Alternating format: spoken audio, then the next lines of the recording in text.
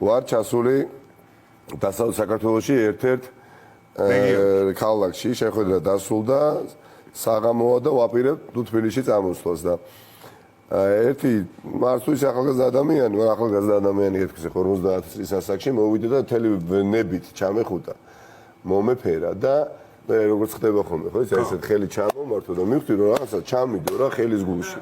ხო და ესო ჩემსგანო შენო ხა დაღლილი ხარ, მოგო ჩამიდო რა გავშენ მივხვდი რაც არის რა პლანი. მოსაწევი რა.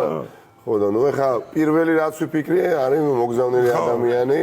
რა თქმა უნდა, ხო არ დავიწყებდი ხა იმის ტკიცებას რომ მოგზავნილი ხარ და მალევე დავარწმუნდი არანაირი მოგზავნილი ადამიანი არა, უბრალოდ არის მხარდაჭერი.